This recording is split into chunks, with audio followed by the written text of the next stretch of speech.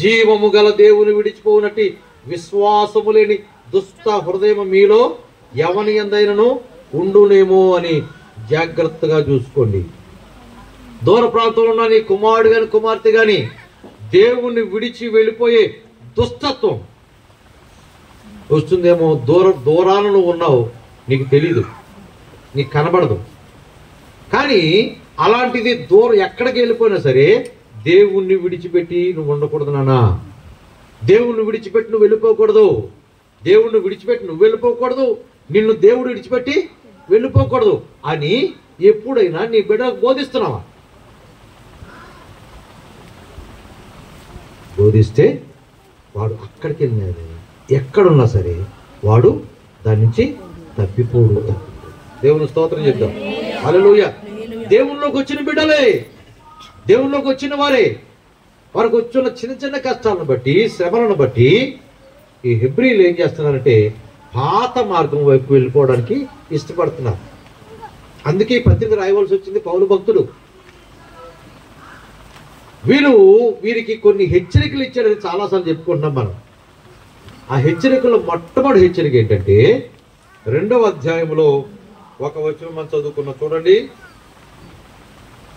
ఎందుకనగా 2వ వచనం, దేవదూతల ద్వారా పలుకబడిన వాక్యము స్థిరపరచబడినందున ప్రతి అతిక్రమమును అవిధేయతయు న్యాయమైన ప్రతిఫలము పొంది ఉండగా ఇంత గొప్ప రక్షణను మనము నిర్లక్ష్యము చేసిన అలాగ తప్పి. మొదటి హెచ్చరిక ఏంటంటే నిర్లక్ష్యంగా ఉండదు. ఇది నిర్లక్ష్యముగా ఉండదు, లక్ష్యము లేకుండా ఉండదు, నిర్లక్ష్య పెట్టబడదు. ఏ విషయంలో?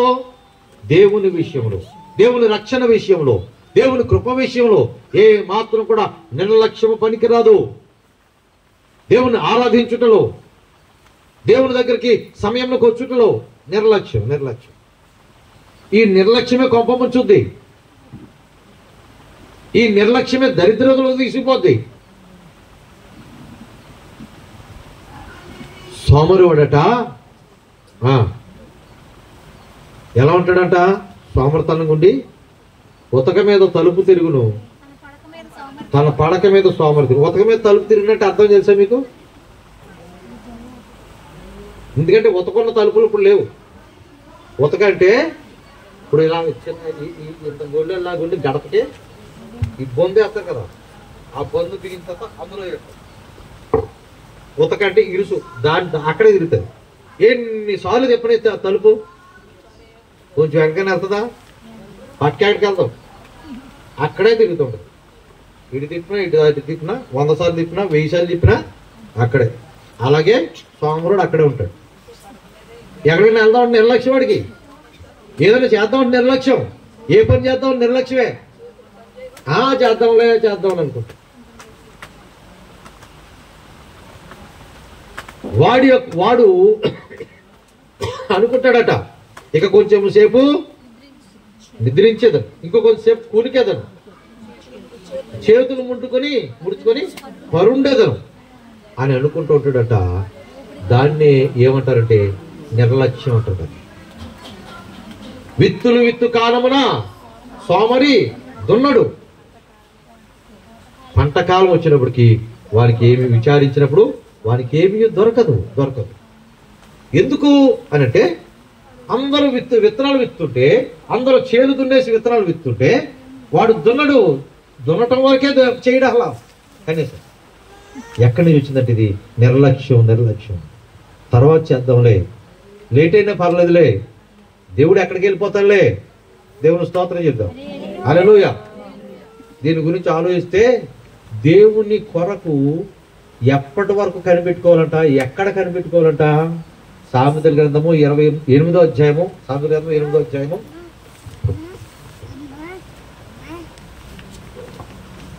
సామెతల గ్రంథము 8వ అధ్యాయం 21వ వచనం చదవండి ఒకసారి. చేస్తాను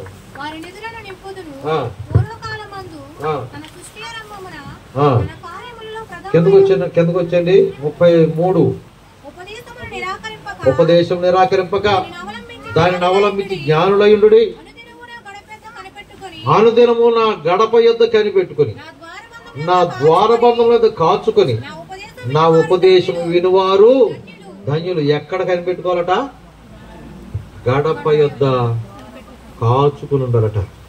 ద్వారబంధం వద్ద కాచుకుని కనిపెట్టుకుని ఉండాలా, అక్కడే ఉండాలా. దేవుని గడప, దేవుని సన్నిధి, దేవుని మందిరము. ఇక్కడ ఎంతసేపు మనం ఎదురు చూస్తున్నాం? ఎంతసేపు కాచుకుని ఉంటున్నాం? మనం ఎంతసేపు ఎదురు చూస్తున్నాము? ఎవరు ఎదురు చూస్తారు చెప్పండి? ఎవరు ఎదురు చూస్తారు? ఏదైనా కావాలనుకున్న వాళ్ళు, అంతేనా? ఏదైనా కావాలనుకున్న వాళ్ళు ఎదురు చూస్తారు, అంతే కదా? ఎదురు చూడరా? ఎదురు చూస్తారు. అంటే నీవు దేవుని సన్నిధికి వచ్చిన తర్వాత దేవుని కొరకు ఎదురు చూస్తున్నావా? ఎదురు చూడలేదంటే నీకేం అక్కర్లేదండి. నాకేం అక్కర్లేదు అన్నవాళ్ళు చేతులు ఎత్తండి అంటే ఎవరు ఎత్తారు? అందరికీ ఏదో ఒకటి కావాలి కదా. కావాలంటే ఏం చేయాలి? ఎదురు చూడాలి కదా, నిరీక్షించాలి కదా, ఉండాలి కదా. అలా ఉండకుండా దేవుని సన్నిధి అనగానే, దేవుడు అనగానే, దేవుని వాక్యం అనగా, ప్రార్థన అనగా ఎప్పుడు నిర్లక్ష్యమే. ఎప్పుడు నిర్లక్ష్యమే. యేసు ప్రభు గురించి చెప్తూ చెప్తూ చెప్తూ చెప్తూ ఇలా చూడండి, నా వైపు హెబ్రీ పత్రికలో 5వ అధ్యాయంలో మళ్ళీ 5వ అధ్యాయం అనగానే తలకెందుకే కదా, నా వైపు చూడాలా. అందుకే ముందే చెప్పాను, నా వైపు. 5వ అధ్యాయంలో ప్రధాన ఏముందో నేను చెప్తాను, మనం చూసేక్కర్లేదు. ఆ ప్రధాన యాజకుడు ఉన్నాడు. ఆయన ఈ లోక ప్రధాన యాజకుల కంటే గొప్పవాడు. ఆయన చాలా పెద్దవాడు, ఎప్పుడు ప్రధాన యాజకుడే ఆయన చెప్తూ, ఆయన గురించి చెప్తూ ఆయన అంటాడు, ఇందును గూర్చి ఇంకా చెప్పవలసిన విషయాలు చాలా ఉన్నాయి అంటాడు. ఇందును గూర్చి అన్న చోట ఒకటి ఎంకేసి కింద ఉన్నది. ఇప్పుడు చూడండి ఏంటది? ఇతని కూర్చేయండి, ఇందును కూర్చేయండి, ఇతని కూర్చేయండి. పైన ఎవరి గురించి చెప్పాడు? అందరూ కూర్చొని. అసలు మామూలుగా అంటే అర్థం అవుదేమని అసలు మూల భాష ఉన్నది ఏంటంటే ఇతని గూర్చి. ఎవరిని గురించి? యేసయ్యను గూర్చి. ప్రధాన యాజకుడు ఇతనంటే మళ్ళీ ఇతనంటే ఎలా గుర్తుంది? యేసయ్యను గూర్చి, ప్రధాన యాజకుని గూర్చి. ఆయన ఎంత గొప్పోడో చెప్తూ ఇంకా చెప్పాలనుకున్నాడట. ఇంకా చెప్పాలనుకున్నాడు. ఇందును గూర్చి, ఇతను గూర్చి ఇంకా చెప్పవలసినవి అనేక సంగతులు ఉన్నవి. కానీ ఈ మందులు అంటే అర్థం ఇప్పుడు మనం అనుకునే ఇప్పుడు చర్చ తీసుకునే దాన్ని బట్టి చెప్పండి. నిర్లక్ష్యం. మనం ప్రతిదాన్ని, ఆత్మ సంబంధం ప్రతిదాన్ని నిర్లక్ష్య పెడుతున్నాం. పరలోక సంబంధం ప్రతిదాన్ని నిర్లక్ష్య పెడుతున్నాం. ఇక్కడ ఒక వారం శ్రేష్టమైన విషయాలన్నీ కూడా ఇందులో ఉన్నాయి. శ్రేష్టమైన అనే పదము ఎక్కువ సార్లు వాడబడిందని హెబ్రీ పత్రికలో చెప్పుకున్నాం. శ్రేష్టమైన వాటిలో మొట్టమొదటిది ఏం చెప్పుకున్నాం చెప్పండి?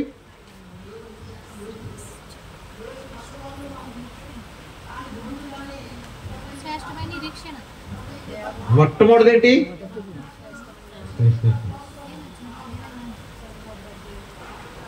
పరలోక సంబంధమైన పిలుపు.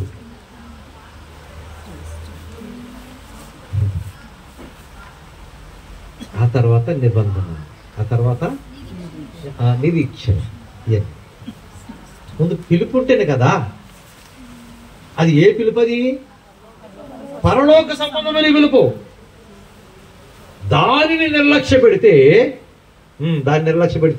మిగతా అన్ని కూడా పరలోక సంబంధం ఉండవు.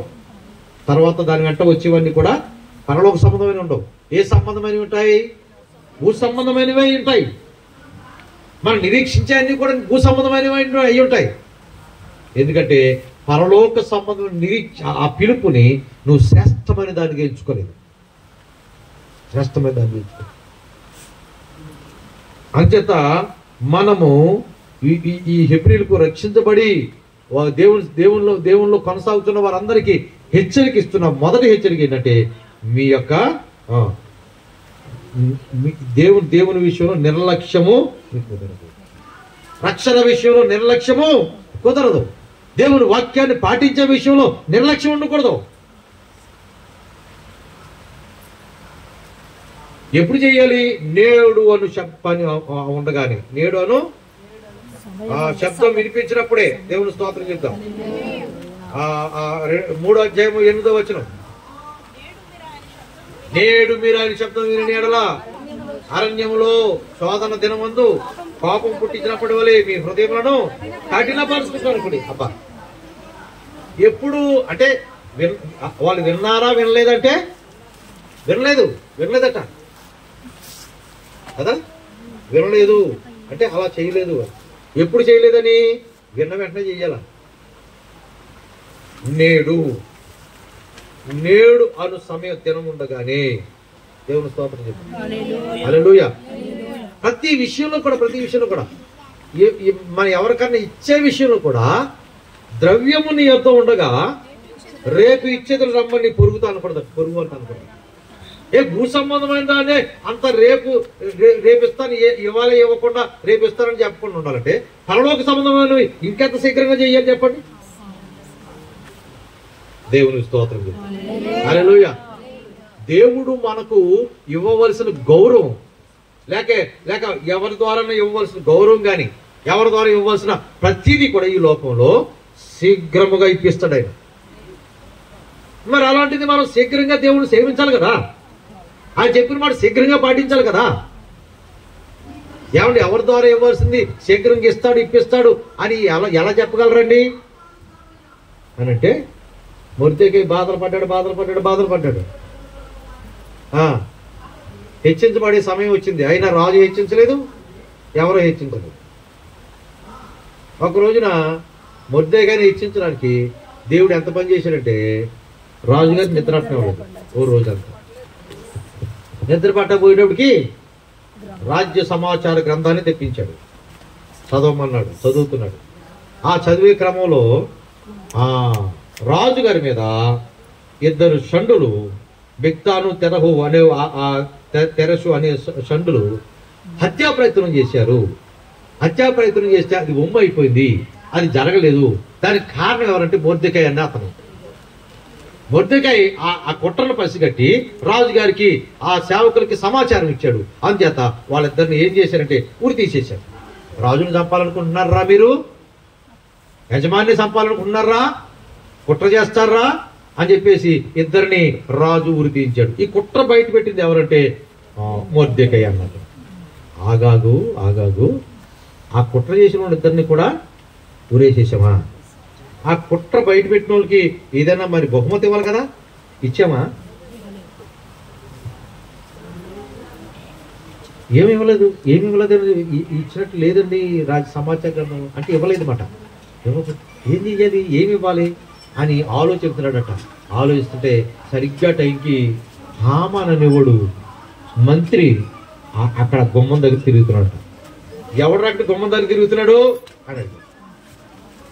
అయ్యా హామాన్ గారండి, మంత్రి గారు వచ్చి మీరు మిమ్మల్ని కలవడానికి అక్కడే గుమ్మం దగ్గర తిరుగుతున్నాడు, లోపల రమ్మనవా. సరైన టైంలో వచ్చాడు, నాకు ఆలోచన రావట్లా, ఏం చేయాలి తెలియట్లా అని చెప్పి లోపలికి వచ్చాడు. అప్పుడు హామాన్ లోపల రాగానే రాజుగారు ప్రశ్న చేస్తాడు, రాజు ఘనపరచని అపేక్షించు వానికి ఏం చెయ్యాలి, ఎలా చెయ్యాలి? రాజు అక్కడ ఘనపరచాలనుకుంటున్నాడా, బాగా గొప్ప చేయాలనుకుంటున్నాడండి. ఆడికి ఏం చేస్తే ఆడు ఘనపరచబడతాడు, ఏం చేస్తే ఈ రాజు ఏం చేస్తే ఘనం ఎక్కువ అవుతుంది అని అంటే, అప్పుడు హామాను వాడి మనసులో ఆలోచన వేరే. రాజు నన్ను తప్ప ఇంకెవరిని ఘనపరుస్తాడు అని అనుకుని రాజు ఘనపరచని అపేక్షించువానికి రాజవస్త్రములు ధరింపజేసి గనులైన వారిలో ఒకరిని తీసుకుని, పెద్ద గనులైన వారు, రాజాస్థానంలో గనులైన వారిలో బాగా ఘనత వహించిన వారిని తీసుకుని వచ్చి వారి ద్వారా రాజు ధరించే వస్త్రములు అతనికి ధరింపజేసి, ఇదిగో రాజవస్త్రాలు వేసేసుకోరా అంట కదా, ఈడే వేయాలట. ఎవడెయ్యాలి? రాజాస్థానంలో ఘనుడైన వాడు వెయ్యాలి. ఘనుడైన వాడు అయ్యాడు. అయ్యేసి ధరింపజేసి రాజు ఎక్కే గుర్రము మీద ఎక్కించి మొత్తం సంస్థానం అంతా కూడా తిప్పాలి. తిప్పుతూ ఎదురుకుండా చాటింపేయాలట. ఏమనంటే రాజు గణపరసను అపేక్షించు వానికి ఎలాగూ జరుగును హో అని చెప్పి చాటింపేయాలంట. ఎవడయ్యాలి? ఈ ఘనుడు అయ్యాలి. ఓహో అలాగా, మంచి ఐడియా ఇచ్చావు, భలే ఐడియా ఇచ్చావు అని చెప్పి నువ్వు చెప్పినది ఏ మాత్రం కూడా శీఘ్రముగా వెళ్ళి మొద్దెగకి చేయాలని. ఇప్పుడు ఈ కథ అంతా ఎందుకు చెప్పాను నేను? శీఘ్రంగా జరిగిస్తాను మనకి మన దేవుడు. మనమేమో ఆలస్యమైంది అనుకుంటూ ఉంటాం, కానీ దేవుడు మనకు రావాల్సిన గౌరవాన్ని, ఘనతను శీఘ్రముగా ఇప్పిస్తాడు. ఇప్పుడు మన దేవుని పని ఎలా చేయాలి? ఎప్పుడు చేయాలి? శీఘ్రంగా చేయాలి, తొందరగా చేయాలి. వాక్యం చదవమంటే ఓ 10 నిమిషాలు పట్టాలి వచనం తీసుకోవడానికి కదా. తీసేసినా ఎవరో చదువుతారులే అనుకోవాలి కాదు కదా. మరి అలా నిర్లక్ష్యంగా ఉంటే మన పనులు శీఘ్రంగా ఎలా జరుగుతాయి? ఏమండి? జరగదు కదా. అందుచేత ఒకటి, రక్షించబడిన వారికి పౌలు భక్తులు ఇచ్చే హెచ్చరిక ఏంటంటే, మొదటిది నిర్లక్ష్యంగా ఉండద్దు. రక్షణ విషయంలో ఏమాత్రం నిర్లక్ష్యంగా ఉండదు. రక్షించబడిపోయాను అని అనుకోవద్దు, రక్షణను కొనసాగించుకోవాలా. ఈ రక్షణ చివరి వరకు, అంతము వరకు సహించుకోవాలా, రక్షించబడాలంటే. అంచేత రక్షణ విషయంలో లేక దేవుని విషయంలో, దేవుని మందిర విషయంలో ఏ మాత్రం నిర్లక్ష్యము పనికిరాదు. దేవుని స్తోత్రం చేద్దాం. హల్లెలూయా. ఇప్పుడు యాకోబు, యాషావులు ఉన్నారండి. యాషావు ఎందుకు జ్యేష్ఠత్వం పోగొట్టుకున్నాడు? ఎందుకు ఆశీర్వాదాలు పోగొట్టుకున్నాడు? జ్యేష్ఠత్వాన్ని తృణీకరించాడట. ఏంటది తృణీకరించడం అంటే? ఎందుకిది? ఎందుకి అది తృణీకరించడం? నిర్లక్ష్య పెట్టాడు. పోనీ అది నిర్లక్ష్య పెట్టు, అది అయిపోయింది అనుకోండి. ఈ ఇస్సాకు దగ్గర రావాల్సిన ఆశీర్వాదాలు ఎందుకు రాలేదు? అక్కడ రావాలి కదా. కొన్ని నాయనా, నేను ముసలోని అయిపోయిన కూడా చచ్చిపోవడం, సాగు సిద్ధంగా ఉంది, సాగు దగ్గరలో చచ్చిపోతే నువ్వు వేటాడిన మాంసం తీసుకొస్తే నేను తిని నేను ఆశీర్వదిస్తానంటే యాస వెళ్ళలేదా?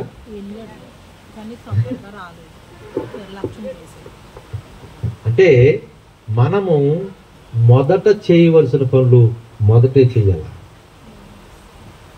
మొదట చేయవలసిన పనులు తర్వాత చేస్తానంటే ఆ తర్వాత వచ్చే ఆశీర్వాదాలన్నీ కూడా ఉండవు.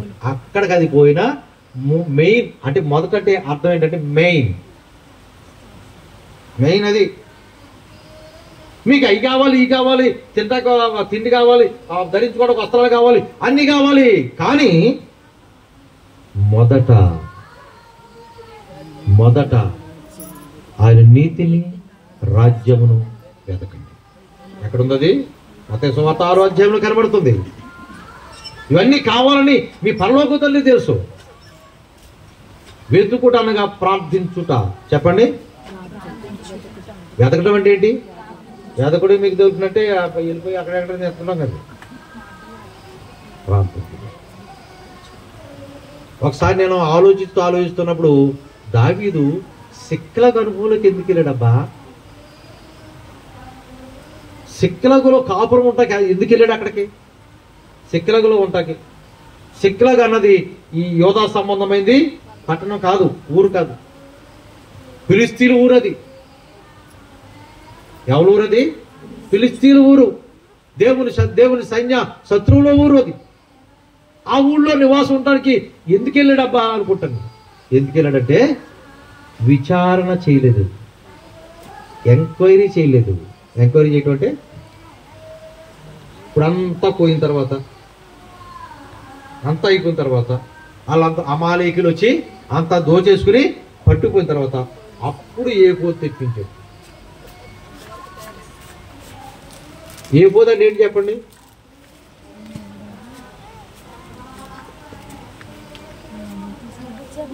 యేసుబాబు గురించి చెప్తేనే పూర్తిగా అర్థం అవ్వట్లేదు మనకి. ఎప్పుడంటే చెప్పినాను అదే ఏ వస్త్రం? యాజకుని, ప్రధాన యాజకుని వస్త్రం. ఆ వస్త్రం మీద ఏముంటదంటే భుజముల మీద 2 రత్నములు ఉంటాయి. పెద్ద 6 పేర్లు పట్టాల, 6 గోత్రాల వాళ్ళ పేర్లు పట్టాల. ఈ పక్క 6 పేర్లు అంత పెద్దగా ఉండాలన్నమాట. ఆ పేర్లు చెక్కబడతాయి.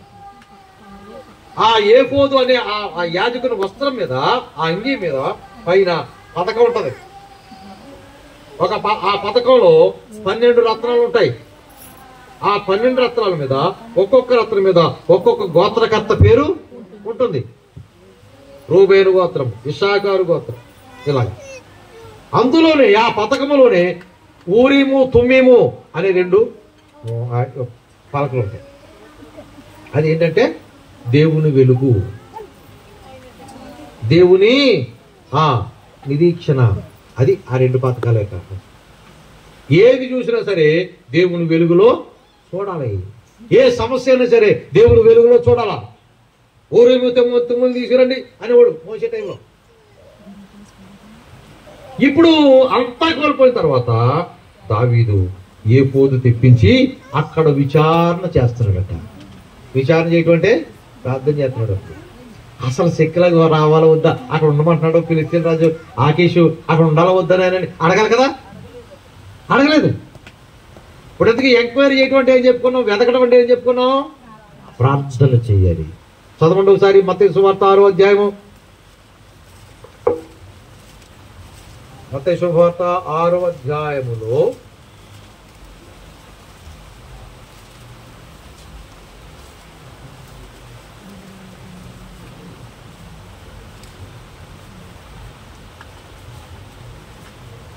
31-32 వచ్చిన.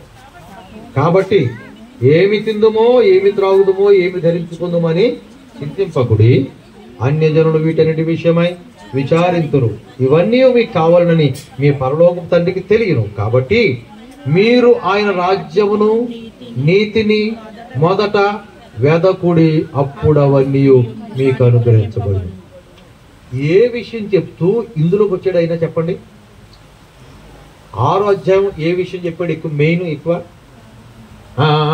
ఉపవాసము గురించి, ప్రార్థన గురించి. ప్రార్థన గురించి చెబుతూ చెబుతూ చెబుతూ వచ్చి అక్కడ వెతకండి అంటున్నాడు ఆయన. అంటే వెతుకుటనగా ప్రార్థన చేయటం. ఎక్కడ వెతకాలి? ఆయన సన్నిధిలో వెతకాలి. ఆయన సన్నిధిలో ప్రార్థన చేయాలి. ఏది ప్రార్థన చేయాలంటే మొదట ఆయన నీతిని గురించి ప్రార్థన చేయాలి. ఆయన రాజ్యమును గురించి, నీతిని, రాజ్యమును మొట్టమొదటి వెతకొస్తుంది అదే. మొట్టమొదటి వెతకొస్తుంది అదే. శివుడు దొంగడు అడిగితే ఆడేమడుగును, ఏమడగలు అసలా? నీకు రాజ్యం ఉంది, మంచిదే, రక్షకుడు నువ్వు, మంచిదే, ప్రస్తుతం మాత్రం నువ్వు దింపవా అనాలి పక్కోడ్లాగా. కానీ వీడు లోకాన్ని చూస్తున్నాడు. వాడు పరలోక పిలుపు లాంటిది కనుగొన్నాడు. ఎందులో తండ్రి వీరేమి చేయించున్నారు, వీరు ఎరుగరు గనుక వీరిని క్షమించు అన్న దాంట్లో పరలోక పిలుపు వింటున్నాడు. స్పష్టమైన పరలోక పిలుపు విని వెంటనే యేసు నీ రాజ్యంలో నీకు వచ్చినప్పుడు నన్ను జ్ఞాపకం చేసుకుంటాను, దేవునిస్తాను. ఈ లోకంలో నన్ను దింపినా పర్లేదు, చంపినా పర్లేదు, బతకించినా పర్లేదు, ఏం పర్లేదు, కానీ నీ రాజ్యంలో నేను జ్ఞాపకం చేసుకుంటాను. అది ఎలా, ఎప్పుడు అడిగాడు? శీఘ్రముగా అడిగాడు. వెంటనే యేసయ్య కూడా వెంటనే నేడు నీవు నాతో పాటు. దేవుని స్తోత్రం. అంచేత దేవుని విషయములలో, మరలా చెప్తున్నా, నొక్కి చెప్తున్నా మీకు, దేవుని విషయములలో, వాక్య విషయంలో, ప్రార్థన విషయంలో, మందిర విషయంలో, దేవుని వల్ల పిలుపు విషయంలో ఎప్పుడు కూడా నిర్లక్ష్యము ఉండకూడదు. దేవుని మందిరంలో కానీ, మీకు మరలా చెప్తున్నా, చెట్టుగా చెప్తున్నాను, దేవుని మందిరంలో కానీ, ప్రార్థనలో కానీ ఏది పట్టించుకునే వాళ్ళని దేవుడు ఆశీర్వదిస్తాడు. అర్థమైందా? సాతానుడు ఎంత తెలివైనడు అంటే ప్రార్థన చేసేవాళ్ళు కూడా ఆపడం, ప్రార్థన చేసుకోమంటాడు. మెయిన్ చేసే పని ఏంటంటే వాడు వాక్యం విన్నవాడు. ఏంటి ఇప్పుడు ఒక మాట మనలో మాట చెప్తున్నాం, ప్రార్థన ముఖ్యమా వాక్యం ముఖ్యమా? రెండు ముఖ్యం అనుకో, అడగదు. రెండిటిలో ఏది ముఖ్యం అది నేను అంటున్నాను. ఇప్పుడు అడగదు, నీ దేవుడు యెహోవాను నీ పూర్ణాత్మతో పూర్ణ మనసుతో, అది ఒకటి. రెండోది నిన్ను వలే నీ పొరుగు అంటాడు. ఈ రెండిట్లో ఏది ప్రధానమైంది అన్నాడు? నిన్ను వల్ల నీ పొరుగు ప్రధానం. మరి అదే మరి పప్పులో ఇంకా ఇంకా చల్లారకుంది కాలు ఇటువంటి అదే. ఈ ఆజ్ఞలలో మొదటిది ప్రధానమైనది ఏదంటే దేవుణ్ణి ప్రేమించిన విషయం. ఇప్పుడు అలాగా ఈ రెండిట్లో ఏది ముఖ్యం అనుకుంటున్నారు చెప్పండి? ప్రార్థన, వాక్యం. ఎందుకు వాక్యం ముఖ్యం? ప్రార్థన చేయమని చెప్పేది వాక్యమే. ప్రార్థన ఎలా చేయాలో నేర్పించేది వాక్యమే. ప్రార్థన ఏ విధంగా కొనసాగించాలని నేర్పించేది, చెప్పేది, తెలియజేసేది వాక్యమే కదా. అందుకే ముఖ్యముగా వాడు సాతానుడు వాక్యమును విననివ్వడు. వాక్యం వినకుండా నిరుపయోగం ఎలా చేస్తాడంటే వాడు ఎత్తుకుపోతాడు, వాడికి ప్రయోజనం ఉండదు. వాడికి వాక్యంతో ఏమి ఉపయోగం ఉంటుంది? వాక్యంతో ఉపయోగం ఉండదు. ఇప్పుడు బట్టలను దూసేసుకున్నాడండి దొంగడు, ఆ బట్టలు వేసుకుంటాడా? వేసుకోడు కదా. అంటే ఎందుకు పని చేయవు? ఆడికి పని చేయవు అంటే మనకే పని చేయకుండా చేస్తాడు. అది వాక్యం అన్నది ఆడికి పని చేయదు. విత్తనములు ఎత్తుకుపోతే ఆకాశ పక్షులు ఎక్కడ విత్తనాలు? దారిలో పడి. ఎందుకు? త్రోవ ప్రక్కనే ఉంది. ఏంటది? త్రోవ ప్రక్క నేల. త్రోవ గట్టిగానే ఉంటుంది, త్రోవ ప్రక్క నేల కూడా గట్టిగా. ఎందుకు త్రోవ ప్రక్క నేల త్రోవ నేల గట్టిగా ఉంటుంది చెప్పండి? ఎవడు ఆడి తొక్కుంటాడా? అందరూ తొక్కుతాడు. అన్ని విషయాలు ఇక్కడే. అది మన నేల త్రోవ ప్రక్క నేల. త్రోవ నేల ఎందుకు అయిపోతుందంటే అన్ని విషయాలు నీ హృదయంలో ఇక్కడే. అప్పుడు ఇక్కడే అన్ని విషయాల్లో ఇక్కడే ఇక్కడే ఇక్కడే ఇక్కడే నీ హృదయంలో ఉన్న ఆ త్రోవ. అప్పుడు ఈ వాక్యం వేస్తూ ఉంటాను, వేస్తుంటే కింద దిగదా, మట్టిలోకి దిగదా. మరి దిగితే ఎందుకు దిగదాం? గట్టిగా అయిపోయింది. అందుకని ఆహా నా పథకం ఫలించింది. అన్ని విషయాలు వాక్యం తప్ప మిగతా అన్ని ఆలోచిస్తాం. ఎక్కడ లేని అన్ని కూడా. ఇప్పుడు ఇంటి దగ్గర ముద్దెట్టుకోపోయినా ఎక్కడ ముద్దెట్టుకోవాలి ఆ పిల్లలు? ఆడప్పుడు వరకు బాగా ఉంటాడు, అప్పుడే సంకెక్తాడు. వాక్యం విన్నాడు, వాక్యం విన్నా ఉన్నానా? వాక్యము వింటే దేవుని యందు మనం ఖచ్చితంగా నడుస్తామని అడిగి తెలుసు. వాక్యం మనలో పనిచేస్తుంది. వాక్యం వినటానికి దేవుని వాక్యానికి మనం అప్పగించుకుంటే కనుక వారి హృదయములలో నా ధర్మ విధిని నేను రాస్తానంటాడు. మనం అప్పగిస్తే కనుక, హృదయం అప్పగిస్తే దేవుడే రాస్తాడు. దేవుడు రాసేస్తే ఇక దాన్ని తీయలేడు కదా. మనం తీయలేడు, వాడు తీయలేడు. అందుకని తెలుసు. అందుకని వాక్యం వినకుండా చేస్తాం. అప్పుడు నిర్లక్ష్య పనులన్నీ కూడా, నిర్లక్ష్య మాటలన్నీ కూడా, మా పక్కడితో మాట్లాడుకోవడం, అయ్యి మాట్లాడుకోవటం ఇవన్నీ జరిగేది అప్పుడే వాక్యమే. ఇంకోటి వాక్యం జరుగుతున్నప్పుడు కానీ, ఆరాధన జరుగుతున్నప్పుడు కానీ ఎవరు లోపలికి వచ్చినా ఎవరిని పట్టించు. నేనైనాను ఇప్పుడు డాక్టర్ గారు ఇక్కడ కీర్తన వివరంగా అనుకోండి, వివరించినప్పుడు నేను వస్తున్నాను. వందనాలండి. వీడేమైపోవాలి అక్కడ? ఈ వాక్యం ఏమైపోద్ది ఇక్కడ? ఏమైపోద్ది చెప్పండి? పక్కపోద్దు. ఎందుకంటే వాక్యమును ఘనపరచాలి. మనం వాక్యమును మాత్రమే ఘనపరచాలి. దేవుని స్తోత్రం చెప్దాం. హల్లెలూయా. రాజకీయ నాయకులు ఎందుకు పిలవాలనుకుంటారు? అదే చాలా మంది పిలుస్తారు రాజకీయ నాయకులు, ఎమ్మెల్యే గారిని అన్నీ పిలుస్తారు. మనం పిలిచే అలవాటు పెట్టుకోలేదు. అసలు ఏ టైంలో వస్తారో తెలియదు. కొన్ని కూర్చోబెట్టి వాక్యం చెప్పిందామంటే వాళ్ళు ఉంటారా? ఉండరు. అందుకని వాక్యాన్ని పక్క పెట్టి ఎడ్వర్డ్ విలియమ్స్ గారు ఒకసారి చెప్పారు. ఒక చోట ఎంపీ రాజయ్య గారు వస్తున్నారు అనంటే ఆయన ముందన్న వచ్చేయమనండి, వచ్చేది ఆయన వెళ్ళిపోయిన తర్వాత వాక్యం చెప్తున్నానా ఆయన కింద కూర్చున్నారంట. లేదండి ఆయన లేట్ అవుతుంది, లేట్ అయితే మరి వాక్యం అయిపోయే వరకు నేను స్టేజ్ మీదకి అలౌ చేయను అని చెప్పారు. చెప్తే వాక్యం మధ్యలో వచ్చాడు ఆయన. మధ్యలో వస్తే ఎంపీ గారు మధ్యలో వస్తే చెప్పాడండి, అయ్యా వాక్యం జరుగుతుంది ఎంపీ గారు అక్కడే కూర్చోండి, మీకు సమయం ఇస్తాను, ముగించేస్తాను. ఆయన బాగానే కూర్చున్నాడట, పక్క వాళ్ళు ఉంటారు కదా. ఎంపీ గారు వస్తే అయితే ఎక్కనవడం ఈలోగా ఇలా కంగారు పెట్టి మొత్తం పైకి తీసుకొచ్చి, అయ్యా మీకు చెప్తున్నాను, ఈ పదవి ఈ అధికారం దేవుడు ఇచ్చాడు. దేవుణ్ణి మీరు గౌరవించకపోతే, పక్క వాళ్ళ మాట విని వాళ్ళ మాట విని దేవుణ్ణి గౌరవించకపోతే ఈ పదవిని దేవుడు తీసేస్తాడు అని చెప్పాడు డైరెక్ట్. 6 నెలల్లో ఆయన మంత్రి పదవి పోయింది. వాక్యం శక్తి మనకు తెలియదండి, తెలియట్లేదండి. వాక్య శక్తి మనకు తెలియట్లా, దాన్ని నిర్లక్ష్యం చేస్తున్నాం. వాక్యమే కదా, దేవుని మాటే కదా అని నిర్లక్ష్యము. నువ్వెంత కాలము భక్తి చేసినా నిర్లక్ష్యం అనేది నీలో ఉంటే ఎక్కడ వేసేవారు గొంగలంటే వేసిన తోట వేసిన అందులో ఉంటుంది. దాన్ని మాట తేడతో పక్కన ఆడతో ఏముండదు ఇక్కడ. ఇటువంటి హెచ్చరికలను హెబ్రీ పత్రికలో పౌలు భక్తుడు రాస్తున్నాడు. ఇవాళ చదువుకున్న హెచ్చరిక ఏంటంటే దేవుని విడిచిపోనట్టు దుశ్వాసములని దుస్తత్వము మనలో ఎవరి యందు ఉండకూడదు. దేవుని స్తోత్రం చెప్దాం. దేవుని విడిచిపోయే దుశ్వాస దుష్ట హృదయము చెడ్డ హృదయము ఎందుకు వస్తుందంటే విశ్వాసము లేని కారణం చేత. విశ్వాసము లేకపోవడం ఎందుకో ఎప్పుడు వస్తుంది?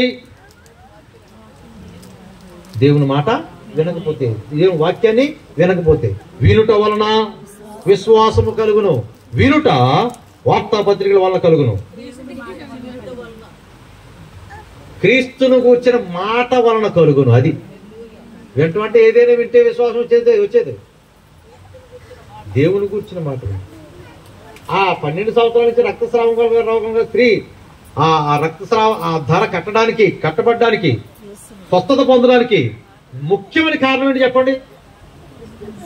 ఆమె యేసు యొక్క వస్త్రాన్ని ముట్టుకుంది. అందుక యేసును గూర్చి విని అని ఉంటుంది అక్కడ. అలాంటి చిన్న పదాలు మనం నిర్లక్ష్య పెడతాం. చిన్న పదాలే పెద్ద అర్థం వస్తుంది. ఇవాళ అక్కడ వాక్యం చెప్తూ 3 మనుషులు దేవుడు వచ్చి దర్శిస్తే అబ్రాహాముతో తీసుకుని వచ్చి ఆ చెట్టు కింద కూర్చోబెడతారు. కూర్చోబెట్టి శారమ్మను పిలిచి, శారమ్మ 3 మానికల మెత్తని పిండి తీసుకుని రొట్టెలు చేయి అన్నాడా? ఉట్టినే రొట్టెలు చేయమన్నది, పిసికి రొట్టెలు చేయమన్నాడు. ఏమంటే రొట్టెలు చేసేటప్పుడు పిసికి అని చెప్పాలా? మెత్తని పిండి తీసుకుని రొట్టెలు చేసాయి అని అనలా. చిన్న పదమే. అది ఎందుకు అన్నాడు? చాలా పెద్ద అర్థం ఉంటుంది. దేవుని స్తోత్రం.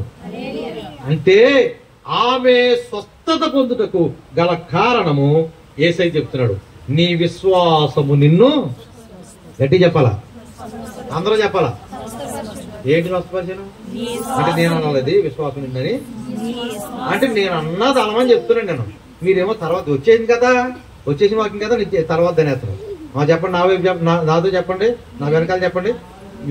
నీ విశ్వాసము, అందరూ చెప్పట్లేదు, అందరూ చెప్పాలి. నీ విశ్వాసము నిన్ను స్వస్థపరచే. ఇంకా గొల్లునండి, గొల్లుని గట్టి కేకేసి అనాల. నీ విశ్వాసము నిన్ను స్వస్థపరచును. కోటి మీద రాసి ఒక టీచర్ అదేంటి లీడర్ నాకు చెప్పి 10 సార్లు పలికించాలా ఏంటి నీతోటి? ఊటి తరగతులు నేర్చుకున్నా కదా అలాగా ఆడు అమ్మా ఓ అలా వీడెంత గట్టి కడుతున్నాడు, అందరూ కూడా గట్టి కడుతున్నారు. మరి మీకేంటో చదువు రానప్పుడు కాకరకాయనాడంట, చదువుకొని డిగ్రీ అయిపోయిన తర్వాత కేకరకాయనాడంట. అలాగా చిన్నప్పుడు కేకలేసామంటే పెద్ద అయిపోయిన కదా కేకలేము జంటలు